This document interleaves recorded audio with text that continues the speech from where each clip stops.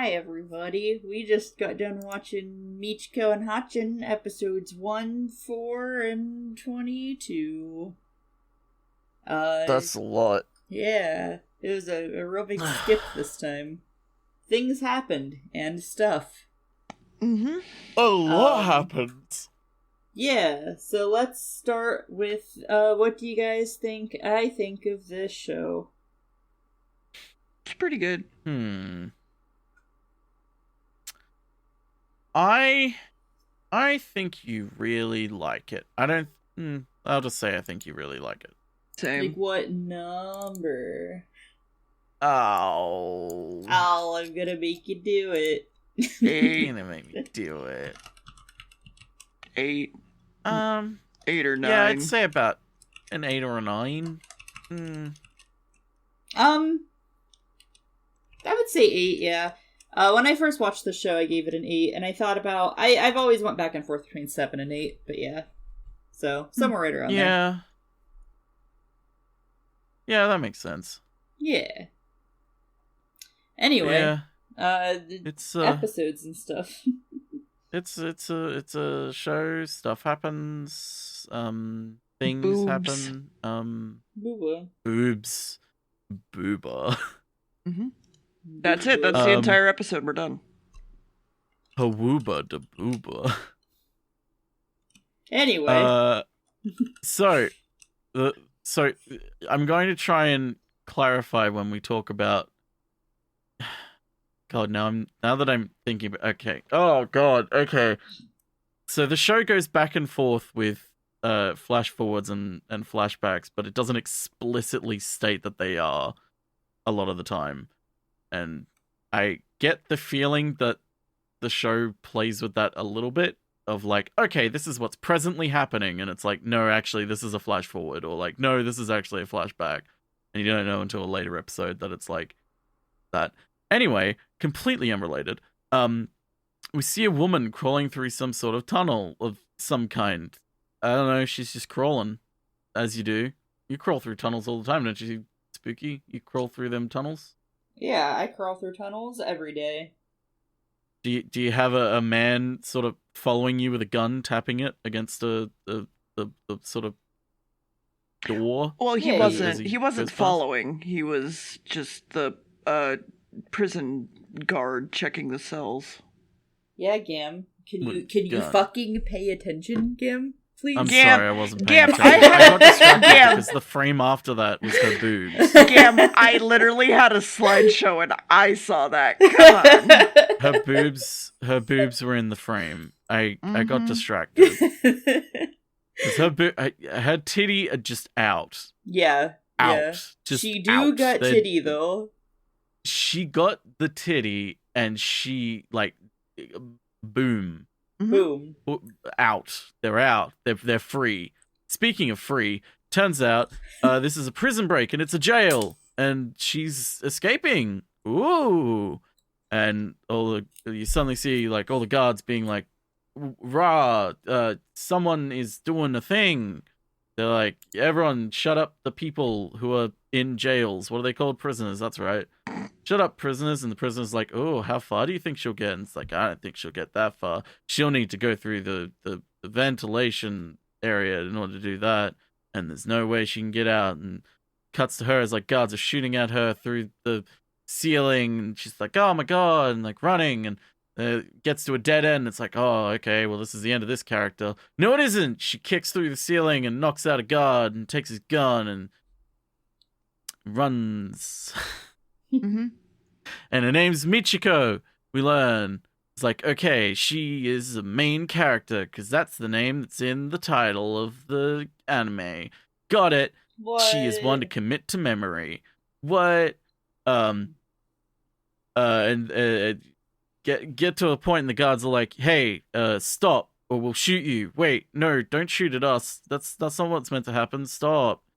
And the guys in the helicopter are like, come on, let's get after her. She's not meant to shoot at us. And then they crash and die.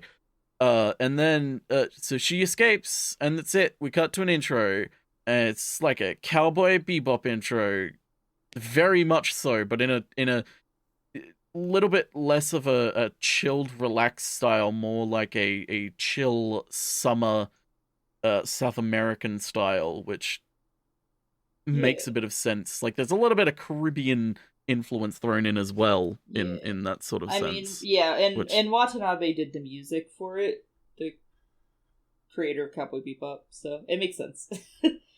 It's very Cowboy Bebop-esque. Kabop-bop. Kabop. Kabebop. Kabebop-bop. Shoo-ba-doo-wop.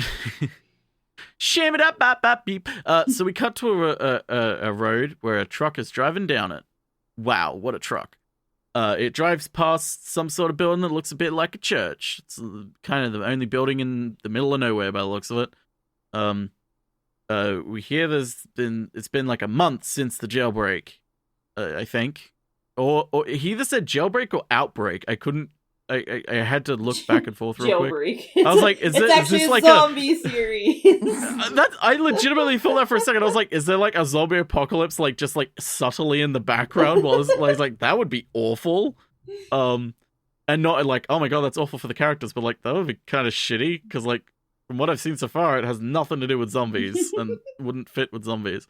Anyway, it's like no, since the the Michiko escaped from jail. We see a small little girl who's alone in the kitchen. She's like cooking and stuff, and she seems very independent. Very much sort of like she cooks, she cleans, I thought she lived alone at first. Because the way she was acting is like, oh, does she live here by herself? No. We cut to her cooking an omelet, and I absolutely fucking love the way they use omelets in this. Mm-hmm. Like, I don't know if like cooking and omelets are more in other episodes as well, but like explicitly the way an omelet is kind of used in the first episode and final episode is fucking amazing. I'll talk about more when I get to the final episode. Gamb 2021. Omelets are amazing, but she's cooking an omelet, and she got a bit of a shell in there. She's trying to pick it out, but it's too hot, and she can't get it. And oh no, she accidentally burnt the bottom of it a little bit. But I mean, it's still edible. It's not terrible. It's just a little bit crispy on the bottom. I like a crispy omelet. It's like, oh well. I mean, she's like, yeah, I'm not sure. So it's plated up, and oh wait, she has parents, but she's like I forget the word she uses. It's like not false parents, but like bogus, isn't it? Yeah, like bogus parents, like imitation parents in a sense. It's like, okay, a priest and his wife. She hands them the meal. It's like, oh, she was cooking for them. Okay. Okay, so clearly the way this girl is very independent and she's cooking for them, it's like, okay, so she's some sort of second-class person to them. Got it. Yeah, I'm not 100% sure, but this is what I'm picking up. I don't know if they'll tell me any more or not about it. But the father looks at the food and is like, okay, this is food. Lifts up the omelet. This is burnt on the bottom. You were trying to hide this from me.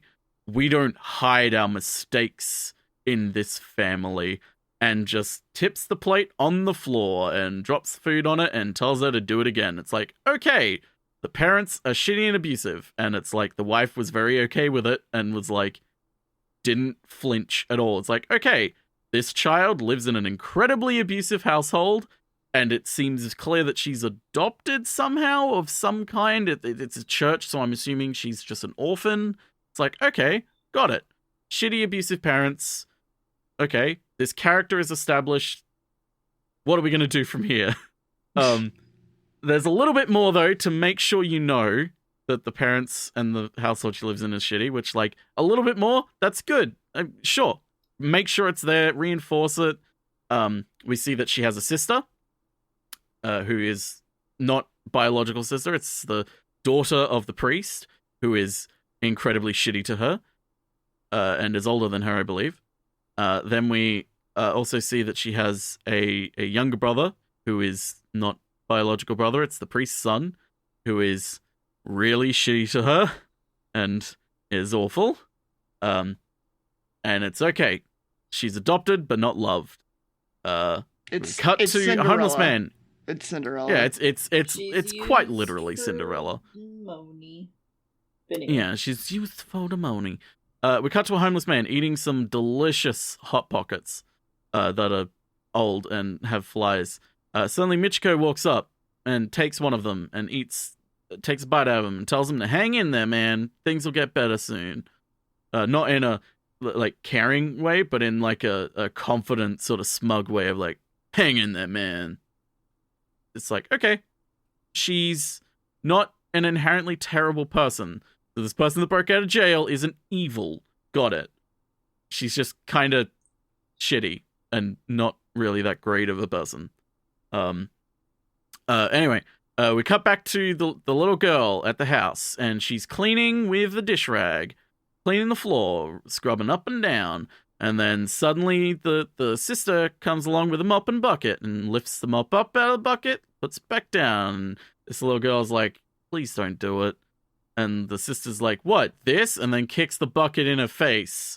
And oh man, the floor's all dirty again. And now she's got to clean it.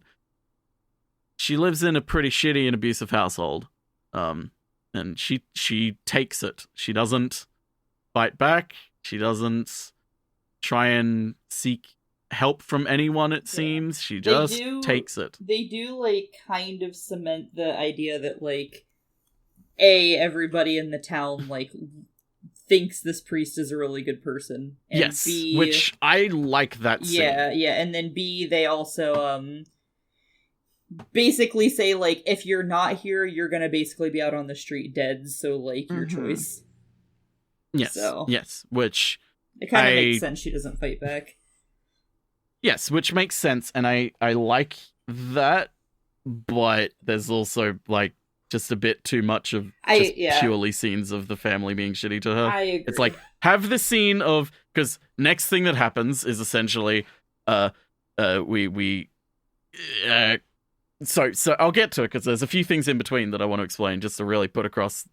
The one problem I have with this episode, is so the next scene after the mopping, we cut to her hanging out washing, and the little brother is standing on the fence in some sort of orange tree by the looks of it, and he's like, the floor is the ocean, you're in the ocean now. And then he throws an orange away from her and is like, go pick that up. And she starts walking over, and he's like, you're in the ocean, you can't walk.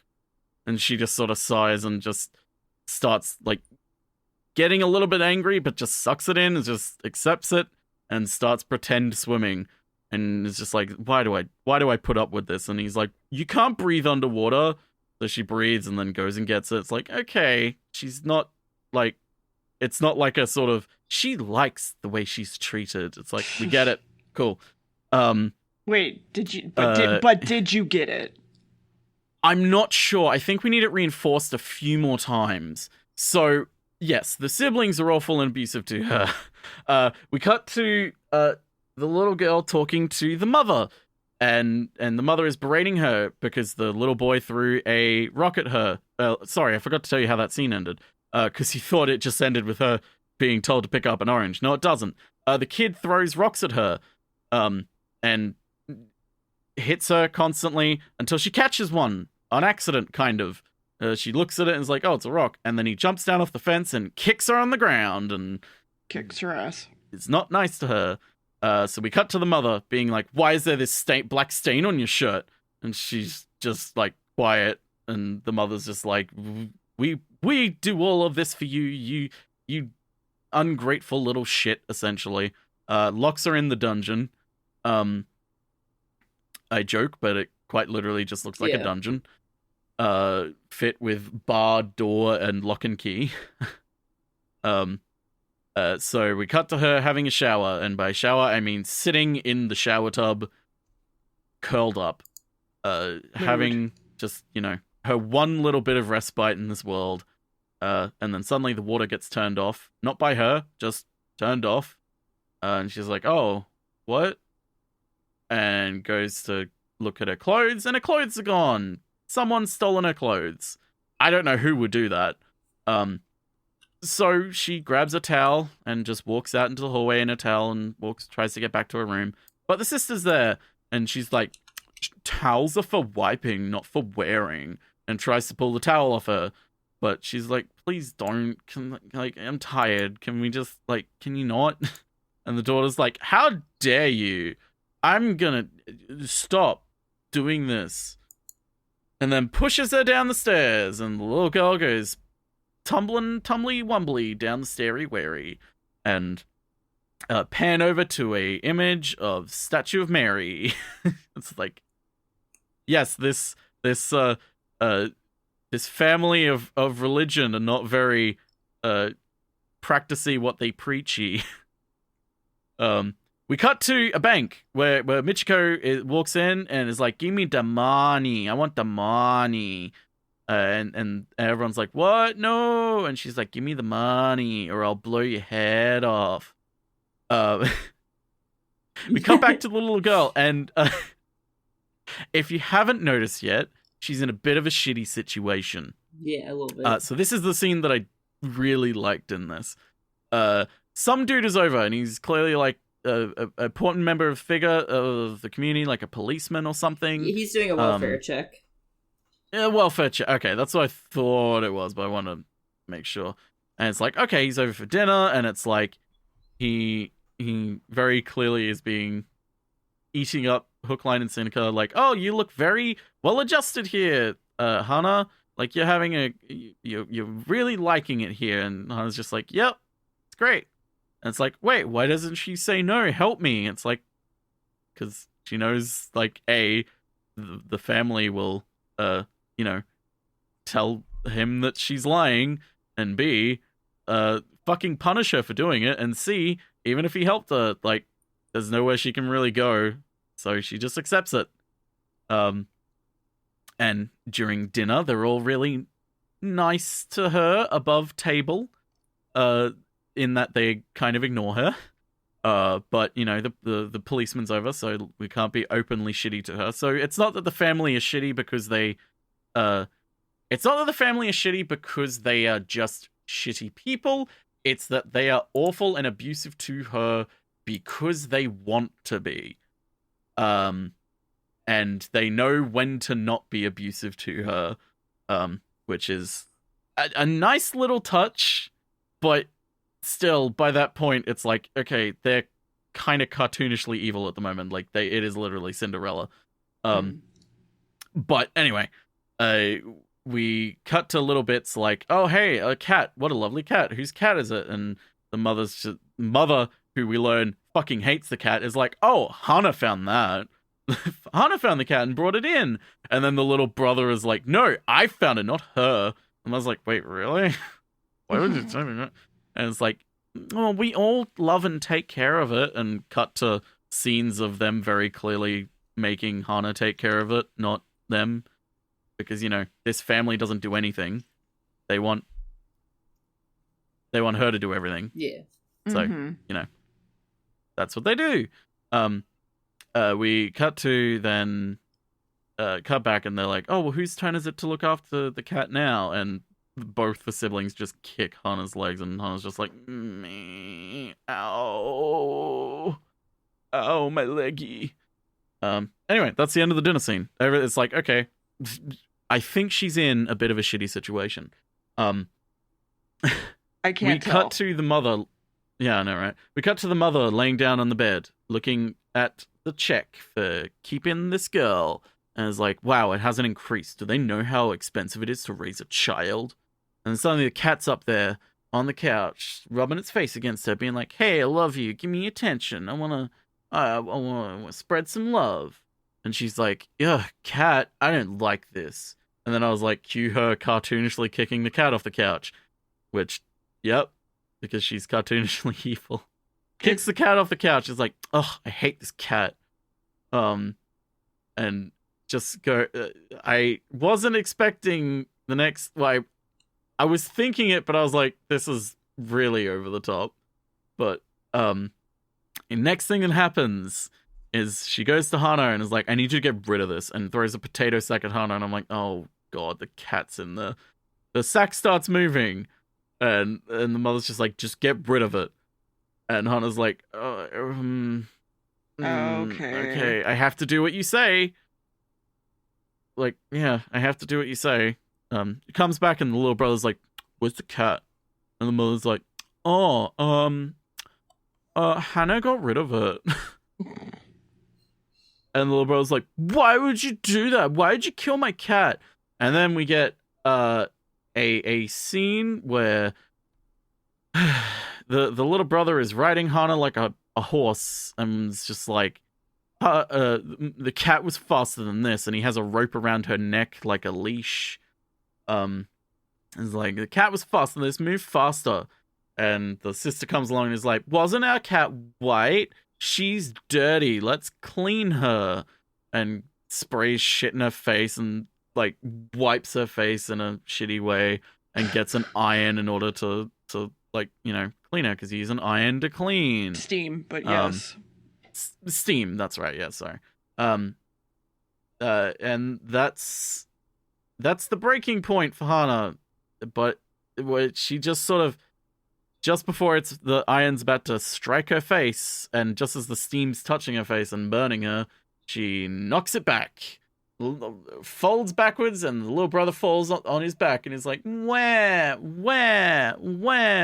And the sister grabs Hana's head and pushes her down and is like, you apologize to him this instant. Apologize.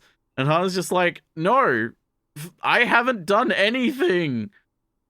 And the daughter's just like, you apologize now, you ingrateful little shit.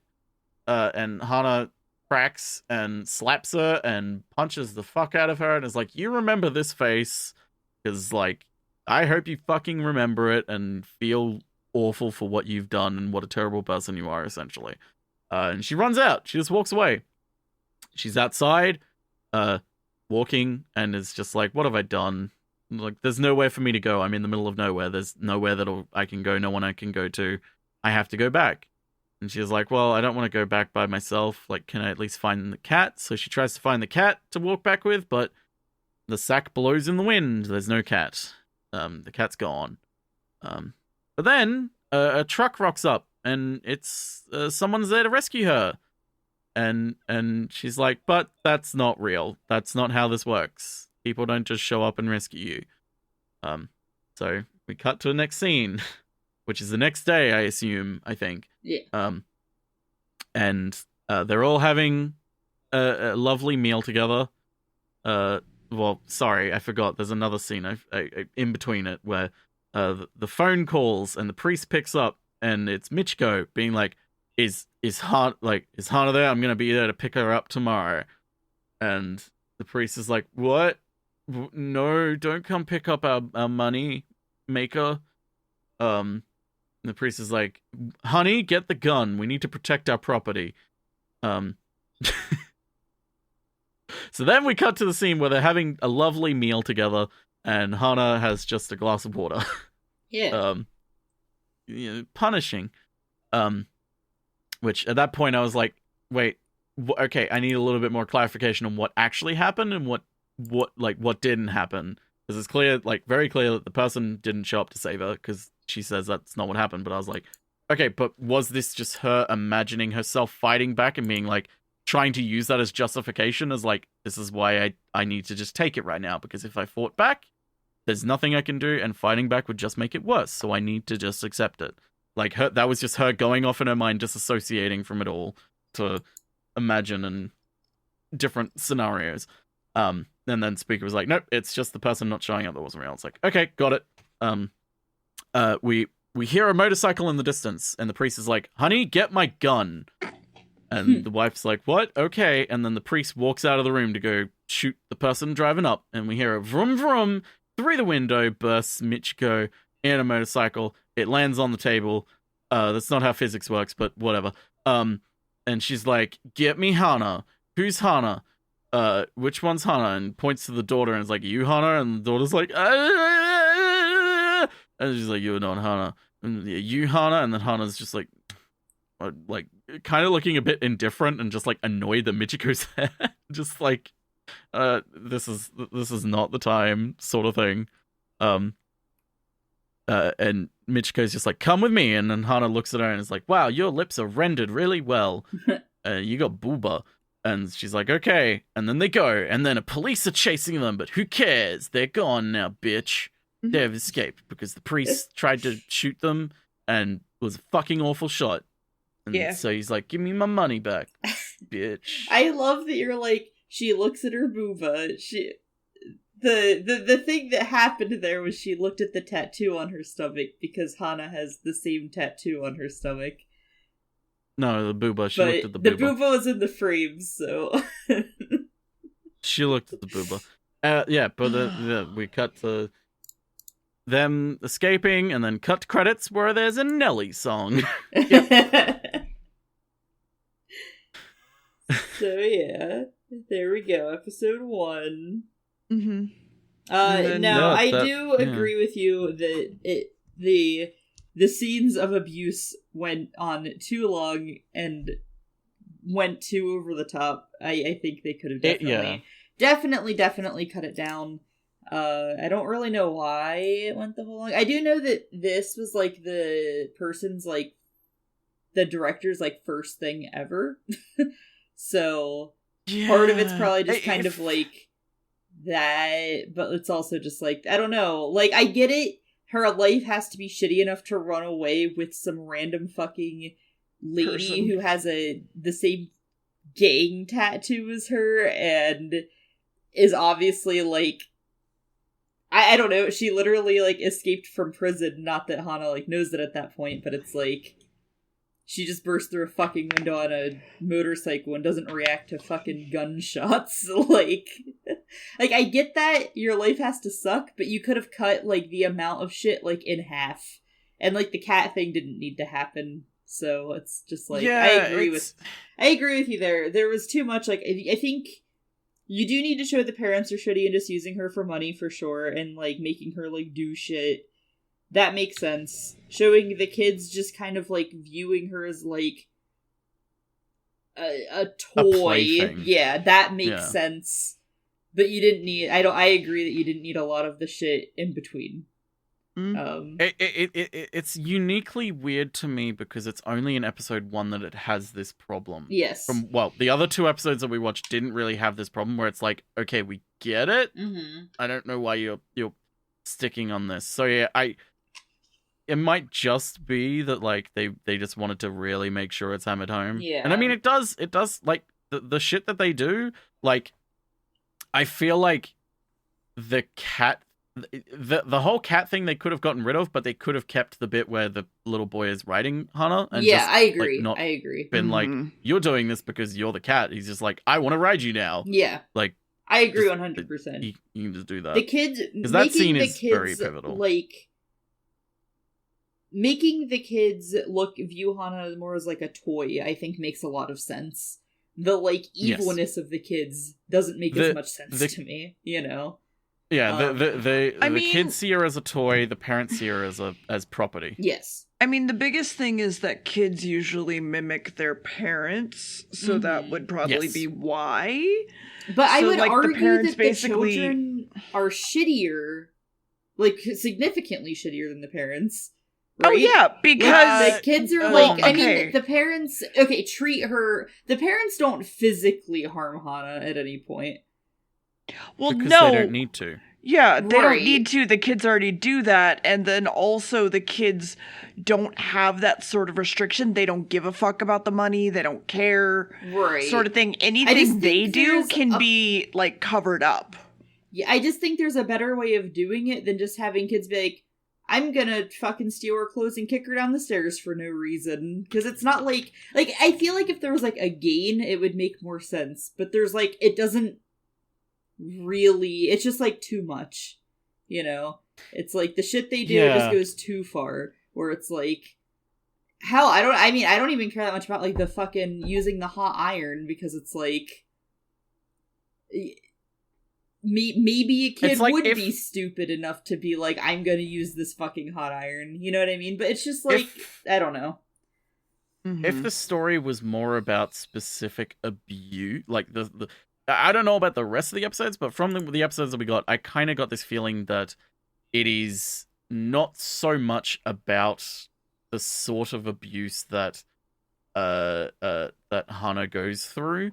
Like, if it was more focused on that style of familial abuse and sort of relationship abuse, like, then it'll be like, okay, I'm okay with this lasting so long then, because it's like, we are hammering it home that this is what this is about. It is about her abuse. Yeah. Whereas, like, if it was just a few scenes, it's like, this is just to inform you that she lives in a shitty household.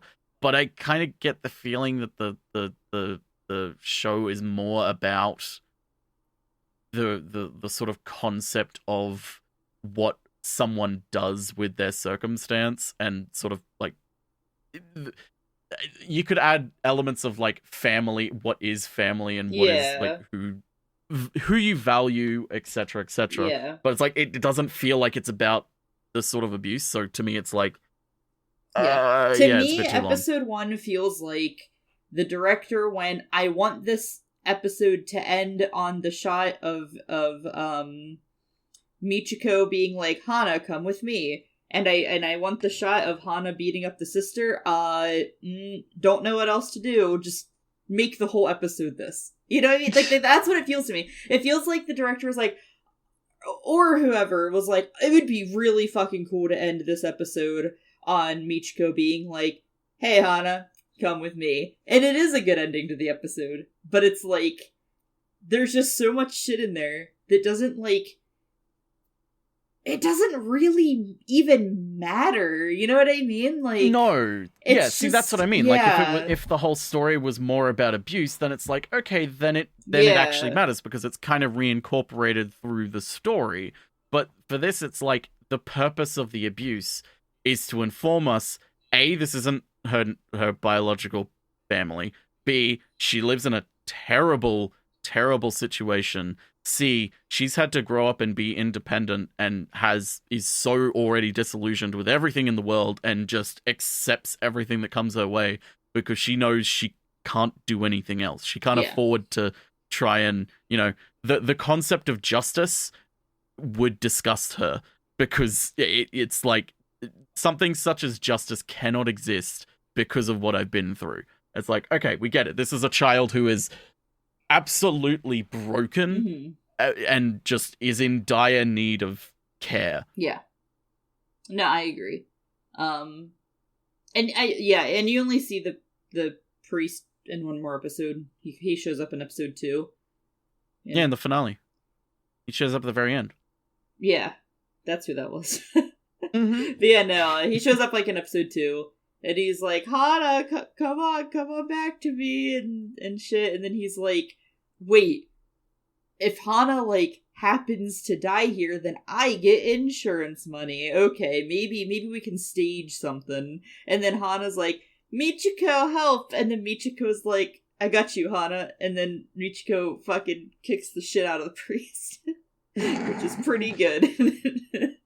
But, good. But yeah, anyway, episode 4. Oh, is it my turn? Okay, well, It's his turn. Do you want to preface it with your internet troubles? I am having internet troubles right now, to a point that I was getting slideshows for a while, and it was very fun. So I'm basing this off of both Gamb's notes and what I could read, so just bear with me.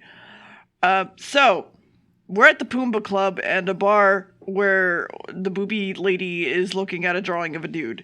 There's also a stripper doing some stripper shit. The booby lady is Michiko, by the way. For people listening. Yes. And booby lady wants the music to be turned down, and she's like, what the fuck? Stands up on the bar and calls out the stripper for having fake tits before going to the bathroom. Then fake booby trips her for being an asshole while on the way to the bathroom. Kid wants to know if the dude knows anybody, and Booby's like, nah, he doesn't. Don't worry about it. This is just don't worry about it. But then a bunch of kids run in to their restaurant with a gun and kidnap her ass. And apparently there's a dude that takes care of all the runaway kids, and he's like, hi, I like your boobies.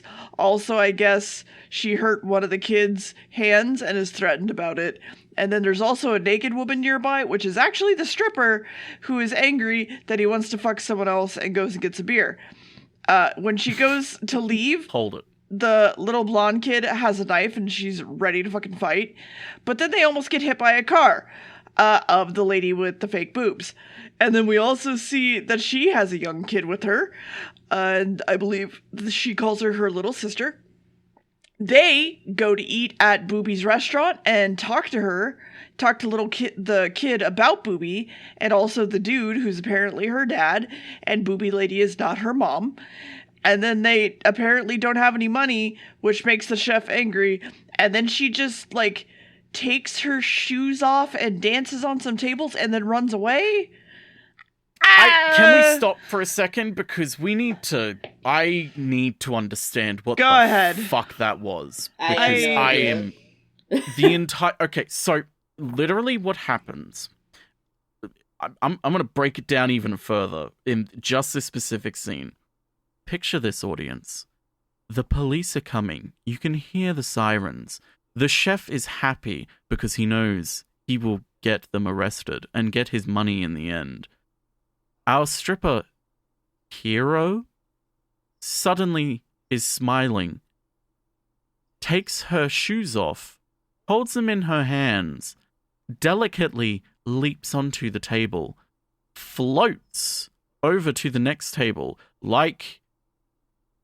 Okay, you know in Howl's Moving Castle, when Howl is, like, holding Sophie's hands, and, like, they're sort of, like, delicately, like, sort of walking... Floating down into the... Like, floating? Yeah. Well, it's kind of like that. Motion.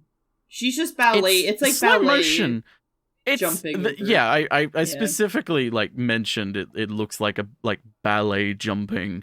She just ballet jumps from table to table, and then jumps over the counter and is gone. And... that's it. And it's like, this is... what? Yeah, that's like Why the did one she take her shoes scene... off and go on the table? Yeah, that's like the one scene in that episode where I'm like, why? I'm like racking my brain to be like, does this mean something? Is it meant to like, is it just her like... is like, have we learned that she's like used to be a ballet dancer or something, and this is just her sort of like... disassociating from her, her poverty, or, her problems of about to be arrested. So she's like thinking back to her ballet training and is just like, use this to exit, sort of like a go to your happy place kind of thing. Or is this like are there mines on the ground? Did the chef like freeze time and put mines on the ground that would explode if she touched the ground? I'm like, anything. Something. Please explain what the fuck just happened. But we don't get it. It moves on to the next scene, which is what, dear? Well, the kid says fake boobs knows about that dude they know, and okay, all right, and the conversation, and at the strip club, kid of fake boobie lady has something to do, and also the owner is upset that fake boobie wants money and slaps the shit out of her, and she's like, it's my birthday, and she goes out and takes photos with everyone and gets all the tips and shit and sells her underwear. But then Kid and Boobie are there to talk, and instead the little kid is very, very drunk on juice. Well, first of all, she's very drunk, and then like a minute, 2 minutes later, we then cut to a shot of her bottle, and we see that it just says juice, and it's so fucking funny. Really good. Yeah, because like I Michiko, like scene. while Hatchin's acting all drunk and shit, Michiko just kind of like glances over and it says juice, and then a little bit later, Michiko is like, "Damn, Hatchin, you got this fucked up on some juice." Yep. I love it so much. It's really good. It was really good. So then there's like a whole situation where they're like, are you fucking drunk on juice? Like, what the shit? And then at some point they start talking. Fake Boobie's like, I used to be rich and then I became poor, so I don't trust anybody. And then me and my younger sister are gonna run away and go be respectable and shit. And then the boobies have a drinking contest, and whoever wins is going to tell the other person shit. But fake boobie loses and just passes out and starts crying on the floor. But then fake boobie's little sister is caught running away with all of real boobie's things. But sadly, it's just clothes and not IDs that they could use to get the fuck out of here. And now the kid owner is being held at knife point and robbed by both of them. Of course, they get hunted down for it, and she's like, "Oh, I forgot that nice photo of you." And the little sister's like, "Cool, I'll go get it." But that's fucking stupid. And real boobie is also on the hunt for her, and then she goes missing, and fake boobie confronts real boobie and is like, "Please, she's missing. What am I supposed to do?" And she's like, "No, I'm not gonna fucking help you." And she's like, "Please, it's my little sister." And she's like, "Well, I gotta protect my little kid, so what the fuck?" So fake boobie's like, "Fine, I'll do it myself," and leaves.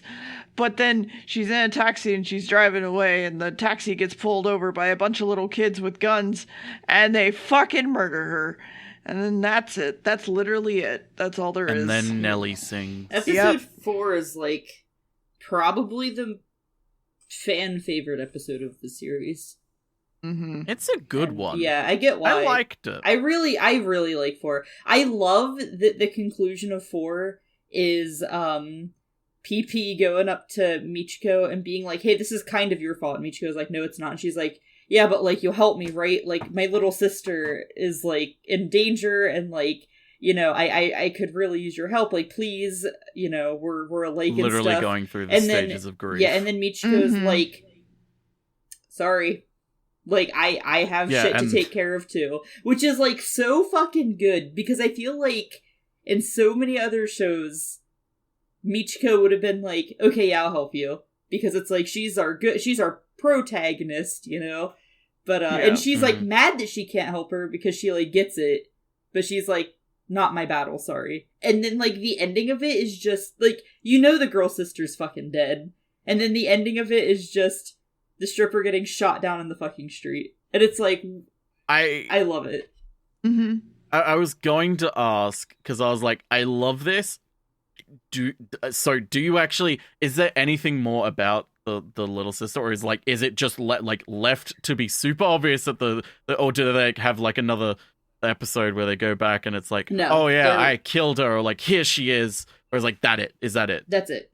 That's all you see of them. This is like one episode. I fucking love that then. Yeah, there's a lot of like little, because there's a lot of like recurring characters, but there's a lot of just like one episode, like you see another character's like story happening like through like Michiko and Hatchin's like eyes, but like it's just that one episode and it's contained. And this is like the best one of that, right? Like, it's like, I don't know. I really like this episode. I really love, because I think one of the things I love about Michiko and Hatchin so much is that it's an over-the-top, like, kind of ridiculous fun show with, like, really realistic moments. And I feel like Michiko being like, "Yeah, I'm not gonna help you," is, like, a very, like, realistic, like, you know what I mean? Like I said, in other shows, I feel like protagonists would be like, "Yeah, I'll help."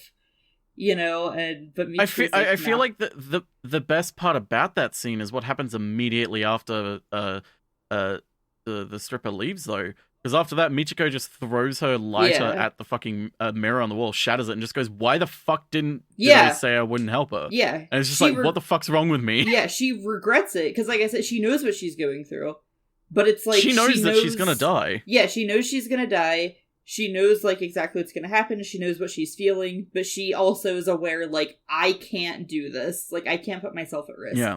Because I have somebody that I have to watch after. And I love the line, too, whenever she's like, "Yeah, so if something happened to me, would you take care of Hana?" And the stripper just, like, doesn't reply. Because she also knows, like, I couldn't do that. She can't. Yeah. Yep.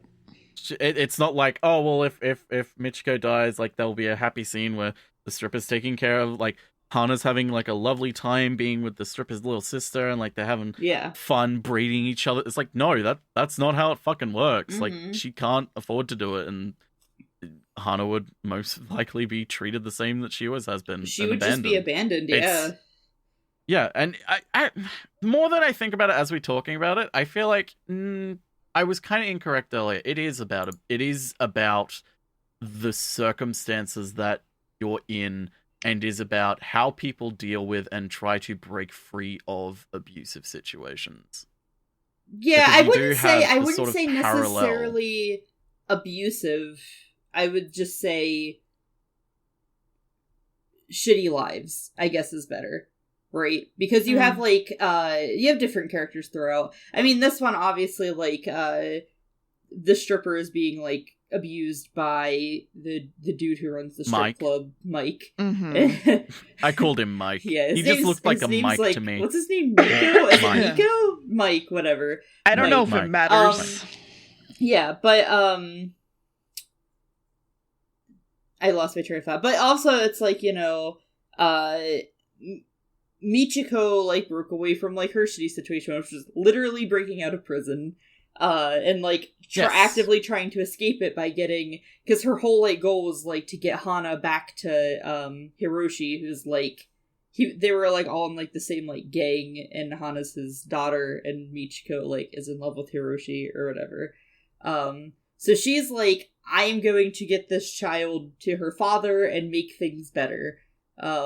Yes. And which, you know, yeah, we'll talk about that, because I love what the show does with that. I do too. I was very worried that they wouldn't do that, and they would go down a very bad route. Yeah, no, but they did. I love where the show went with that. But yeah, no, it's a lot of just like breaking out of like a repetitive, shitty life, right? Yeah, but just an awful, repetitive. It's all about escape. Unendingly oppressive life. Yeah. Because, like, yeah, you have this parallel of Pepe the stripper and her little sister which is kind of explicitly pointed out by Hana being like, hey, Michiko, she's like you. Mm-hmm. Where it's like, you have Michiko on the run from the police with trying to take care of this little girl, and you have this other woman who's trying to go on the run, but, you know, is stuck in her oppressive situation and hasn't broken free of it yet. And it's like, okay, some people succeed, some people don't. And even if you do succeed, that doesn't necessarily mean you get what you want still. Yeah. No, yeah, yeah. Anyway, I'll keep going so we can finish talking about it, and I can talk about omelettes. Mm-hmm. Speaking of omelettes. Omelettes. Speaking of omelettes, we cut to episode 22. That's only a few episodes ahead. I'm sure nothing's happened. Wait, Hana's an adult now. What? And she's living in a better place by the looks of it? What's going on? Oh, she's cooking an omelet. Oh, fuck, she got a shell in. What? Wait, hang on. This is the first episode again. What? Oh, God. But... Oh, my God. Run, Hana! The priest is gonna get you. He's gonna get you. No, it's a flash forward. I gotcha. Ha ha ha. Gotcha. Sneaky. We cut to Michiko and Hana on a motorcycle, surrounded by the coppers. And a great little line where the policeman is just like, I know we want to shoot and kill the killer right now, but like we need to have a reason to. Like, she hasn't given us a reason yet. We can't legally, like, do it. Proving, like, okay, this oppressive structure, like, itself is not morally correct. Like, this policeman isn't doing it out of a sense of justice. Yeah. It's his own sort of, like, moral standard of, like, he's judged her as a criminal, and therefore he can do whatever he wants. He wants to be able to do whatever he wants with her. And decide her fate. He doesn't think she's worth living.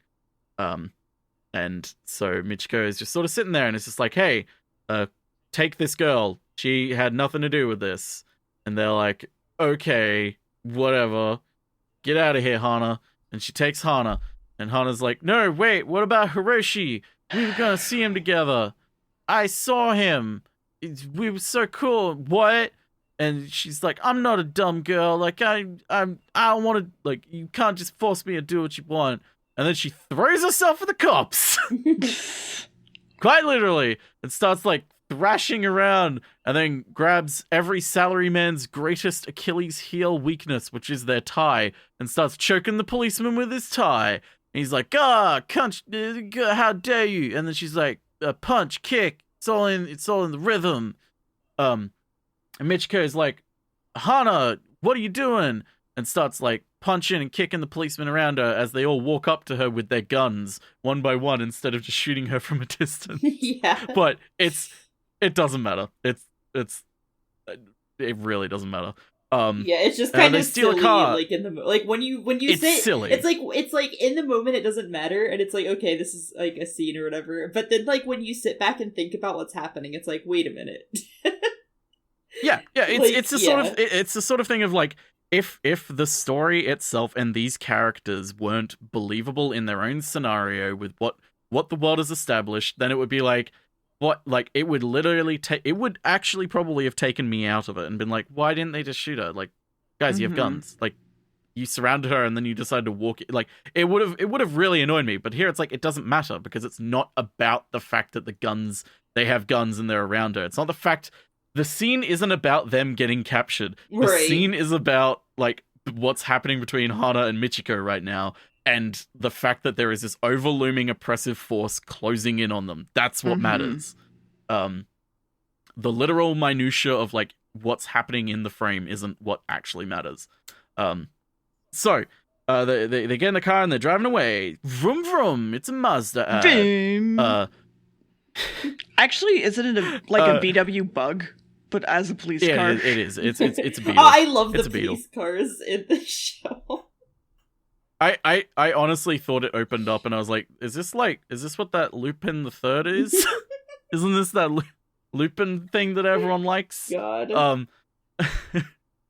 But they're driving along and then they're getting shot at by the coppers, and then Baldy what did I call him? Baldy McCop shows up, and is like, I'm going to take them into custody, like, Mr. Policeman. This is my jurisdiction now. Mr. Policeman's like,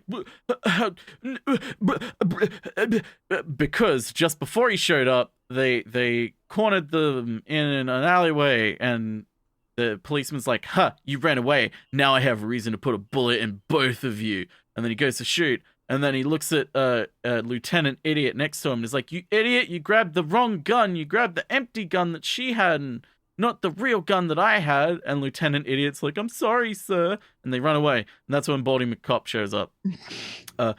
He arrests Michiko.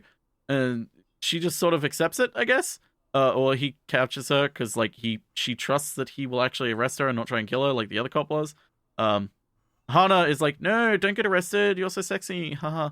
And then in the car that Hana's being put in, another woman gets out and is like, hey, come with us, Michiko. You're so sexy. We're going to go to this place. And is like, wait a second. Yo, Baldy McCop, bring Hana with us. Yep. I'll they explain take her to this vaguely when you're done with the scene. Can I? Okay, I'll give you my impression of what I think happened there. Okay. And then you can tell me what actually happened. Okay. We cut to Hana and Michiko walking at night at a train stop, and then suddenly they see Hiroshi at the end of the station. And I'm like, okay, this is a mirage of some kind or something? Nope, it's actually him. What? Okay, he's just there? Oh, okay. And he's like, wow, so you haven't forgotten me, Michiko. You've grown and your hair's grown. It's been a long time. Finally found Hiroshi. Cool. Let's get a flight out of here now. Let's.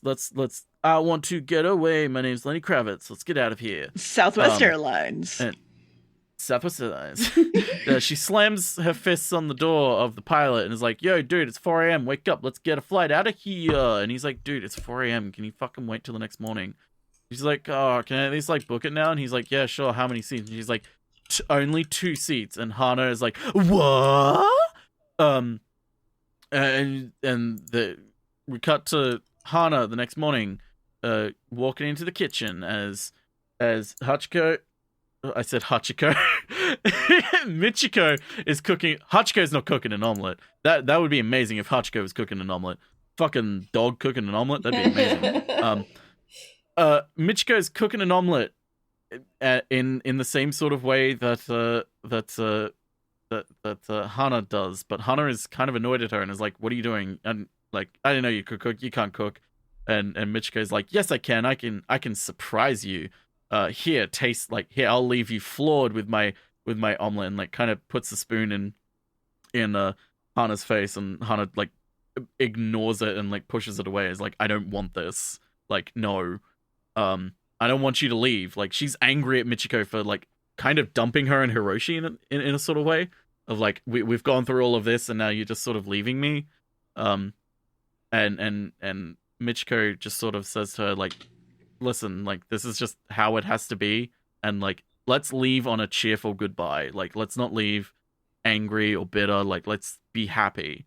And then we cut to them getting in the plane. Hana is still upset, but follows Hiroshi into the plane, and they take off, and Hana's looking out the window as Michiko is underneath them, driving along in a motorcycle. And Hana's like, "Wait, no, let me out, let me out, let me out, let me out, let me out, let me out, let me out, let me out, let me out, let me out, let me out, let me out, let me out, let me out, let me out." And Hiroshi's like, "Dude, you're rocking the plane." And I was just like, and we flash forward in time. Hana is a cook, and she has a child now, like in the beginning of the episode. What? She's cooking in a restaurant. Wow, and she's happy. What? And she gets sent a box of like a box of lingerie as like real flashy stripper attire. And it's like, why are they so big? I don't remember the tits being so big. It was like tits small, bra big. And we sort of learn that her child's father only lasted like about 3 months and then just ran off. So it's just her and her child now. We cut to her sort of enjoying her life with this child. She's very happy now as an adult. We cut to the TV talking about Michiko being captured. Wait a minute, hang on, this is a different time. Hana, like, we go, okay, Michiko got captured, and then it's like the dad crossed them over the border, and they're going to a new place. They got passports now, and we learn that sort of dad ran off with another lover and was kind of flaky on her, and it's like, thank God, like, they didn't. Yeah.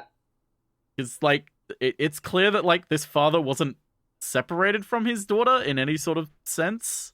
Like, well, I guess we don't. It's not like actually know, because her mom had her and her mom died, which is how she ended up an orphan. Like, ended up with the family. So it's one of those like he obviously left the mom at some point, not Hana directly, if that makes sense. Well, but he left her indirectly, but also kind of directly because like he doesn't care about her. Oh no, for sure. I just mean he really doesn't care about her. Yeah, I just mean like he didn't like he wasn't there like when the mom passed away and like didn't like directly be like, so he wouldn't here priest take this. Like he just walked out. It wasn't him. Family. It wasn't like scene of him dropping her off at the church and leave. Like that would have been like, you don't do this, please. This is like, no, you've completely soured the ending of like, actually the dad was responsible for this all along. Like, no, you need to end it on the note of her father isn't a good dad, and like he wasn't abusive, he wasn't terrible, he was neglectful. Yeah. And he did not care about her. He said like the way she says is like he for a family man, like he very clearly didn't want a family. Yeah, like, and then I love very clearly didn't want me. Yeah, and I love the line after that when Hatchin's like, but I didn't care about him either, is like really good. Because she didn't. Yeah. Because like, why would she? He was not in her life. Like, she knows nothing about this man other than he's my father, and now that she's spent a little bit of time with him, it's like, wait, why do I care about you? Like, you don't matter to me. And she learns what really matters to her. Having a baby. And yes, having a baby with a man like her father who flakes. So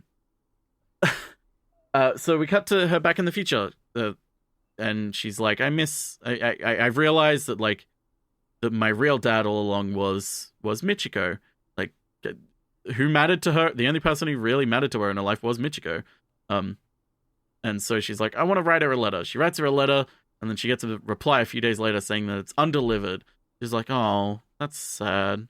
And it's weird that the writing was really sloppy on it too. Wait a minute. Sloppy? Joe's? Oh my god. Joe sent me a message? Joe's crab shack? Oh my god, Joe, I love that guy. Joe's crab shack. And we cut to her pulling out a map of South America and writing code on it, and is like, okay, so there's some sort of code or cipher written into this messaging that probably was established in a previous episode, it feels like. If it wasn't, then I'm like, okay, that's a bit weird that this comes out of nowhere, but like, it feels like hey, this is a callback to something that happened earlier in the series, or like is drawing on something that happened earlier in the series. Feel free to tell me if I'm wrong. The what? Sorry, I half heard the fact that there's a code, there's like essentially some sort of code written on the undelivered note, where it's like it's sloppy writing. Like, it feels like she's like, wait a minute, sloppy, that reminds me of this thing. This must be this. Oh, the sloppy, because she realized the sloppy writing matched to the packages that had been being sent to her. Yeah. That's it. Okay. Yeah, it was just the same handwriting, she realized, so... That's how she found out it was like Michiko sending it to her, yeah. That's probably just me trying to write notes and also look back and forth again. Then. But yeah, so that makes a lot more sense then. Yeah. Because I'm like, look at this, like, where is she getting these numbers and like dates and locations from? Yeah, that was like her writing, like how far away, like how far she was traveling each day and stuff. Yeah.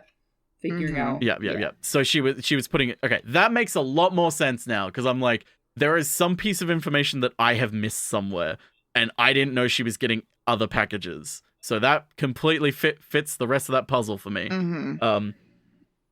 So yeah, she places down on the map these locations where it's all coming from, and is like, wait a minute, this is a map to my house, essentially, map to her house. Sorry, and she's like, I gotta go. Like, this is where Michiko's gonna be. Like, I've tracked where she's gonna be. And so we cut to the credits, and as the credits roll, we see Hana go on this journey with her child. Strapped to her in a nice papoose, on a motorbike, driving along the country, continent really, up, following the path to meet up with Michiko. Along the way, the motorcycle breaks, and she hitches a ride with a man in a truck, which they stop at I believe it's a hospital. I think. I don't actually know. Wait, what was it? I thought it was a hospital because it was like a red plus. I don't know. I didn't really pay enough attention to where it was. It was either a hospital or a bar. I think it was like a bar restaurant thing, because there were like a lot of people inside leaving too, right? Yeah. That's why I was like, maybe this isn't a hospital, because there are like people inside waving, and I'm like, people in hospitals don't wave. But the truck stops there, and then suddenly the truck keeps going, and the driver of the truck stayed there, and she's got the truck now. It was great. Great little bit. I loved it. She continues driving because she told him his story. She told him her story about, like, you know, everything that she's been through and like why she's going on this journey, which, you know, someone hearing that who's just a decent person and is wanting to help out and like is a kind soul probably would have just given her his truck. Like, I completely understand that just happening. Like, it's not like oh my god, she stole his truck. It's like, no, this is believable that she like just got given this truck to drive. Mm-hmm. Even if it's like, you know, actually in a spin-off book, we learn that she was doing it because she's going on a job for him. She's doing a hit. It doesn't matter. I don't care. But we get to the location, the pot, and she's like, this is where she's gonna be. This is it. This is where she said she'd be. And we see just over the horizon, a motorcycle appears, and the priest is on it. No, we don't even see who's on it. We just see a motorcycle appear over the horizon, and that's it. It's cut to black, and I'm like, this is perfect. And we just hear her say, Michiko, And then it cuts back for a few more frames, and I was worried the music was going to die down, and then suddenly it was going to have a scene of them talking. And it's like, no, stop, please, don't ruin this. But they don't. The music keeps going, and we just see them hugging each other. Yeah, they hug. And it's like, that is perfect. Yeah, it ends, perfect ending. Yeah, it ends on Hatchin saying, "What adventure are we going on now?" And it's just like, damn, that's good shit. I love it. She's also found her family, and now continue life with her. I don't know if you picked up on it, because it was only said once in episode 4 and only shown once in episode 22, but the place that Hatchin lives now is the place that the stripper wanted to escape to with her sister, which is kind of cool. I thought that was, but I didn't fully know. I couldn't remember. I couldn't know if I actually remembered it right or not. Yeah. Because I was like, isn't that the place where she said she was gonna... But I was like, I don't remember. Yeah. Like, okay, that's good. That's neat. Yeah, it's a nice little touch. That's good. But so real quick, the omelettes. Omelets. And then so using the sort of method of cooking, and specifically the omelet, because when an omelet is cooked in the parts that we've seen, it's the same process. It's the same frames of, you see the batter of the omelet pouring down, and then you see it in the pan. It was the same each time. All 3 times that we saw an omelet being cooked, it was the same time, even though it was a different person cooking it sometimes. And it's like this experience of trying to, like, God, I don't even know how to explain this, because it's in my head right now and it's slipping away as I'm trying to grab it and slam it to the ground. But it's this experience of, like, cooking itself is such a language of experience. Like, you can, if you want to bond with someone, a very easy way to do it is through cooking, because the recipes you learn all have histories to them. Like, you know, specific, like, country recipes will have a horrible history to them, especially, like, I forget the name of it, the one in Canada that's a type of bread, where it's like, the reason that entire thing exists is because it's made out of ingredients that the indigenous population were given by the government, and that's all the food they had. So it's like, they made a recipe out of it, essentially. It's like, food has a history to it. Yeah. And food has emotion to it. Oh, yeah. And so you have this small child cooking this omelet with a set, like, in the beginning, in the first episode, with a sense of duty, a sense of like this is the daily motions. This is going through making breakfast, but wanting to make it perfect. Like, she drops the eggshell in it, and it's like, shit, an eggshell. And she doesn't just, like, go, fuck, an eggshell, and, like, tries to scoop it out and, like, takes bit of the, like, uses the spatula to, like, scoop it out and, like, ruin the omelet a little bit, but, you know, save it overall because it won't have the shell in it. She instead opts to use her fingers to try and delve in and pick it up instead, to try and save the omelet as if, like, the shell was never there. And she's terrified because, like, A, it's really hot, but also she keeps going back because it's like, we then learn the reason why is because if it's not perfect, you know, she'll have to do it again, and she'll be punished for it. So it's like, we have this establishing bit of, like, this omelet, it is a staple thing that she knows how to cook, and she makes it perfectly each time. But when it's not perfect, it stays with her, and she's punished for it. So she herself, like, the way she cooks an omelet is informed by the way she's grown up with this family.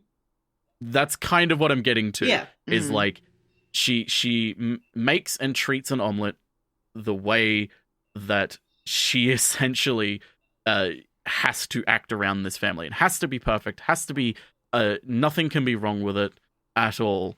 And even if she tries to hide flaws or tries to lie or cheat, like, they will notice. So it's like, even though she knows that they're not going to accept the omelet, the priest doesn't accept the omelet because it's burnt, but she still tries to hide it because she's like, I might be able to, but she doesn't.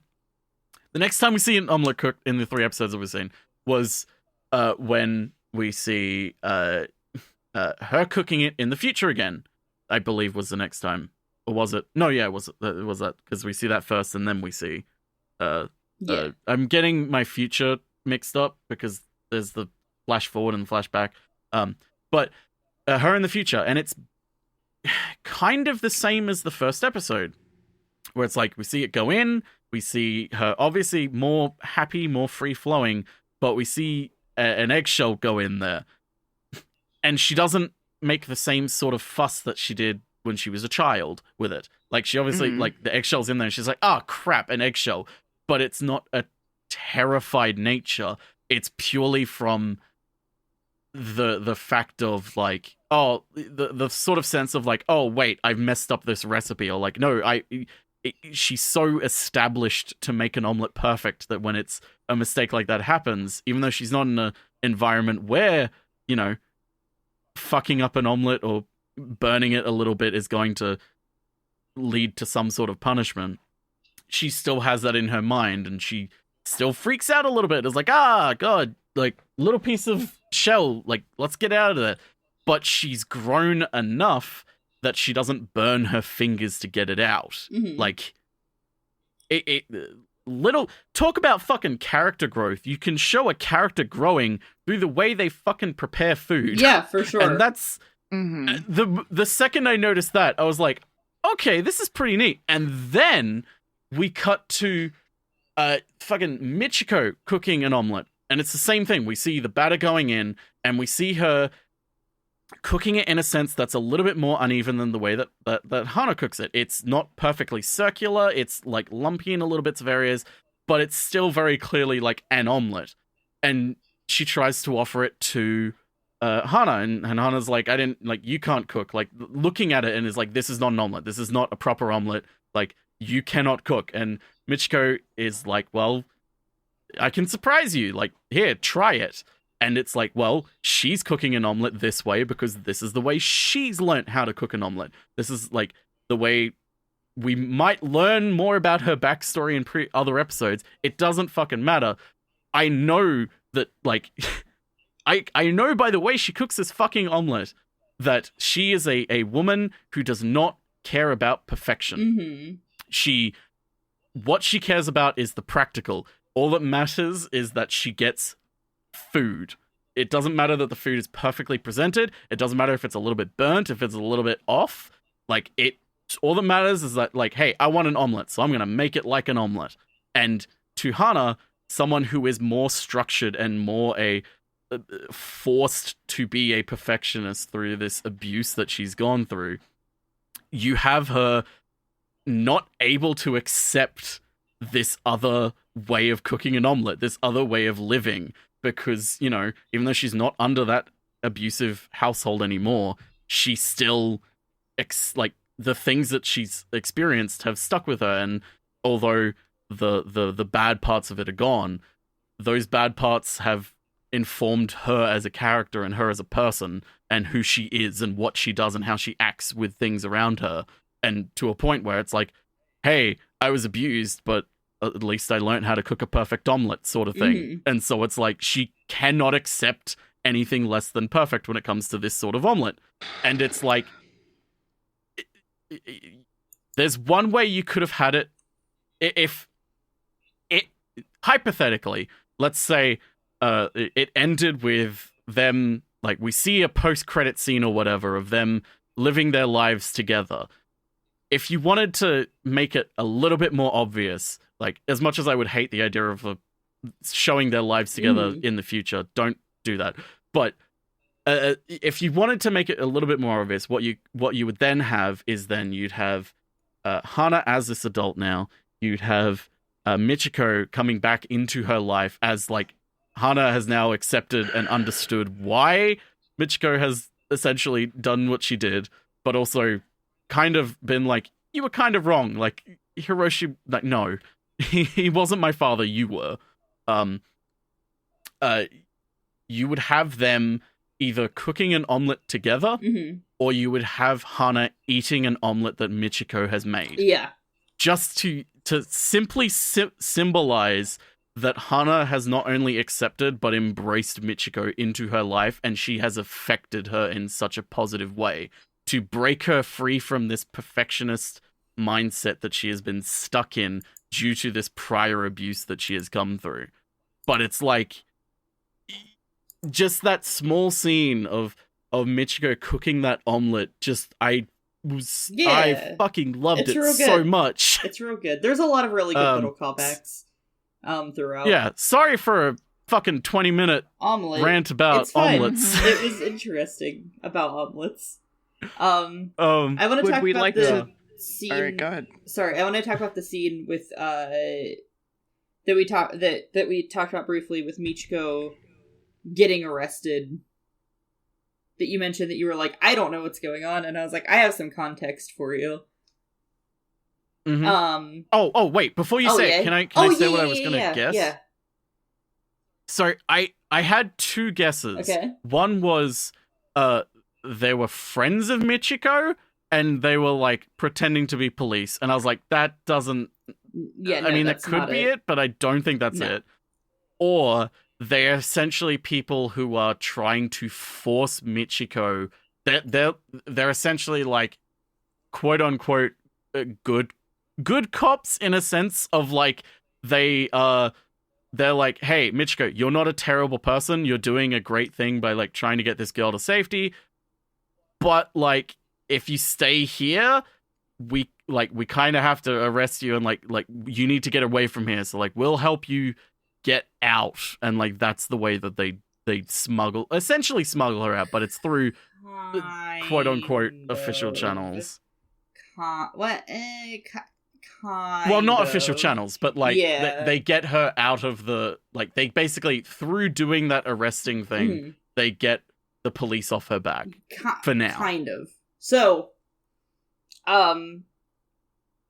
okay, so the girl, her name's Atsuko, the girl who, like, gets out of the car and is obviously, like, police. Mm-hmm.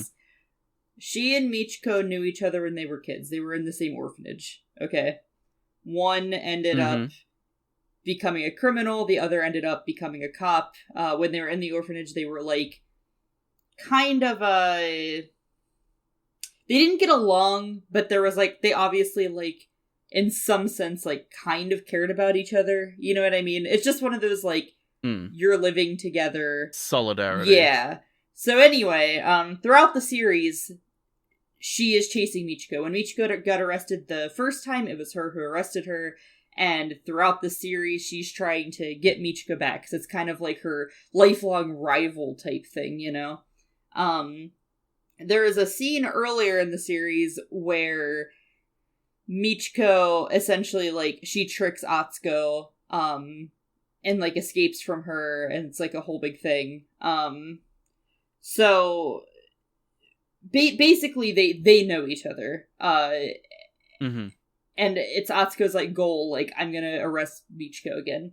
So, in that scene, what happens is, because Michiko got away from her before, like, tricked her and got away from her, Atsuko has been, like, looked down on by the police force. I think she might have even got demoted, and she's, like, basically, like, I'm gonna capture Michiko, bring her back in, and I'm gonna, like, be on top again, you know?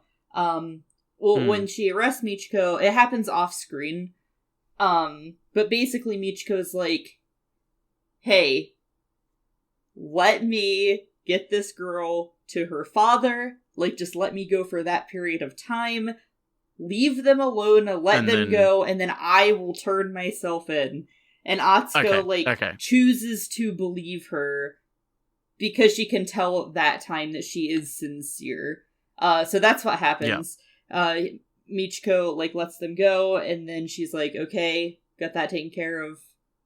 I'm gonna go turn myself in. And then Atsuko got the credit for it, and basically came out on top again, whatever. So that's what that whole thing was. It was like they've known each other for a long time, and it's always been like this, I'm gonna be the one to arrest you and shit. And then Michiko's like, hey, but listen, I'm doing this thing. Help me out this one time, I will turn myself in. And I think that says a lot about Michiko's character too, right? Because it's a very early episode. I mean, the first thing we see Michiko do is break out of jail. And then it's like a really early episode, we see her smooth talk her way out and trick Atsuko and escape her. But this time it's like, no, I'm gonna go and I'm gonna serve my sentence because I want to do this, like, right. So that in the future, I can be a part of Hatchin's life again. Yeah. Without having to worry about, like, police chasing me and shit, so... Yes. Yeah. So that's another, like, it was another big callback, and yeah, it was another, like, big character growth moment where it was like, damn, okay. Which is why I wanted to make sure I showed episode 22, because it's like, so many important fucking things are stated in the last episode of the series. Yeah. All the loose threads are kind of tied together. Yeah. There's a lot of good callbacks, there's a lot of, like the dad just being like, okay, Hatchin, I found a new girl, bye, and then leaving her again. And Hatchin being like, I have a baby now, the guy left me, but I'm gonna be a good mom, and like, shit like that. But yeah. Yeah, Michiko and Hatchin. What would you score it, Gamb?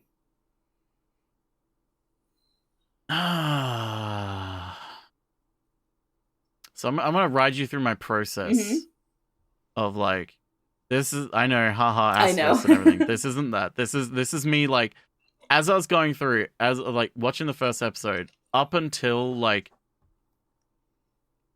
the stuff with the abuse of the priest family started to drag a bit. I was like, I'm on board. I'm really curious. Like, this is like an 8 or a 9 right now.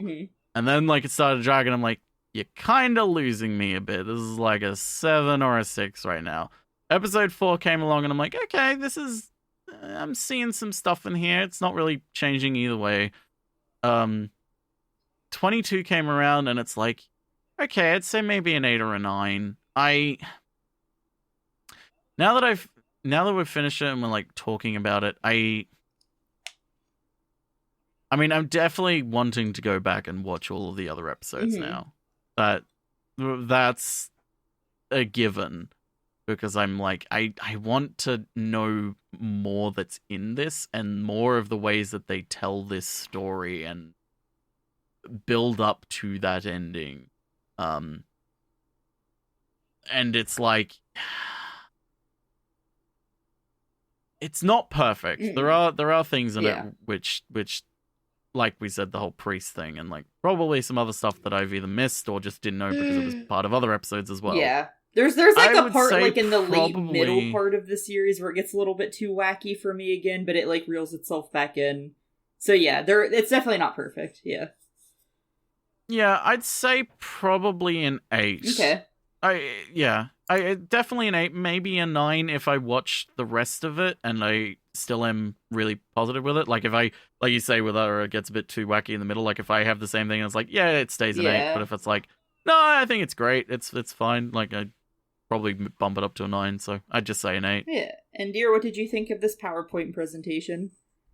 5. 5? Honestly, it was not all that engaging to me, so, you know, I don't know. I don't know. It was pretty. I'll give it that.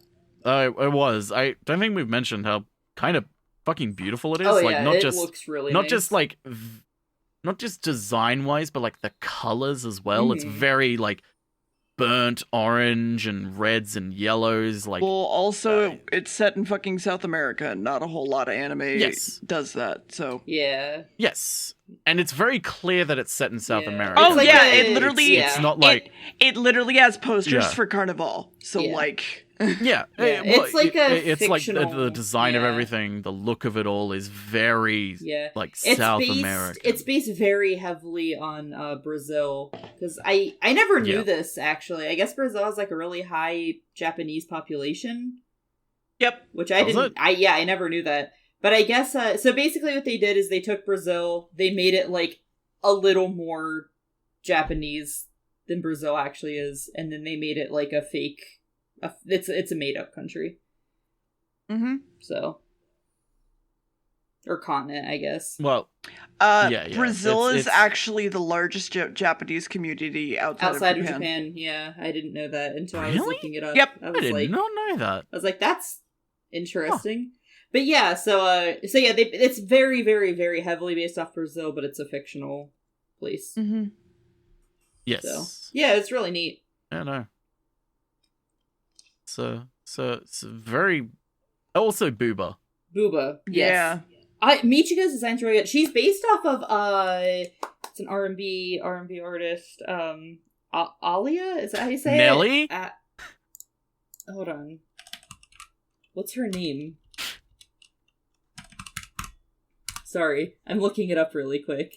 Dear, guess her name. Guess her name, real quick. Guess her name. R&B artist. It's Aaliyah. It's Aaliyah. She's based off Aaliyah. Oh, dear, do you want to still guess? Yeah, dear. Give us your best guess. Gamb, guess. Sorry, I blanked there for a second. My ADD kicked in. Guess what? Who Michiko's design was based off of? Beyonce. R&B artist. Yeah. Okay, you got it. Yay. Yay. But anyway, can't believe they based her off that character from Star Trek. Yeah. That's where it is. Okay, let's leaving. Fucking end this episode. Goodbye, everyone. Go make a fucking omelet. Goodbye, everybody. Bye. Sorry for the 20-minute discussion about omelets. I just really like omelets Gamb, and emotional stop! trauma. You're still doing it. Go away. Oh fuck! Everyone, that's my emotional trauma. Go make an omelet. Don't escape from prison unless you want to. Goodbye.